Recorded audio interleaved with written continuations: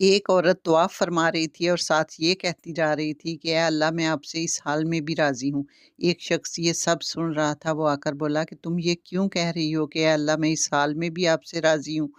اس نے کہا میں طواف ختم کر لوں پھر تمہیں بتاتی ہوں۔ اور جب اس نے طواف ختم کیا تو پھر اس کو بتانے لگی کہ میرے 3 بچے تھے، میرے شوہر نے کسی کو قتل کر دیا اور وہ چھری اس نے اپنے گھر میں چھپا دی۔ میرے 2 بڑے بیٹے اس کمرے میں کھیل رہے تھے۔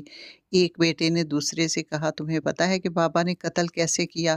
دوسرے نے کہا نہیں۔ تو پہلے والے نے چھری اٹھائی اور کہا تم یہاں لیٹ جاؤ میں بتاتا ہوں۔ اس بڑے بیٹے نے کھیل میں ہی اپنے چھوٹے بھائی کی گردن کاٹ دی اور خود ڈر کر باہر کھیت میں چھپ گیا۔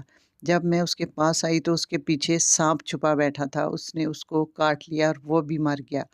پھر میں اپنے چھوٹے بیٹے کے پاس آئی جو تنور کے پاس بیٹھا تھا، میں نے اس کو آواز لگائی اور وہ تنور میں گر گیا۔ اس طرح میرے تینوں بچے مر گئے۔ میں نے اپنے تینوں بچوں کی لاش کو ایک ساتھ دیکھا ہے اور میں اس درد اور تکلیف میں ہوں کہ بتا نہیں سکتی۔ اس کے باوجود میں اپنے رب سے کہہ رہی ہوں کہ یا اللہ میں اس حال میں بھی آپ سے راضی ہوں اور تو بھی مجھ سے راضی ہو جا۔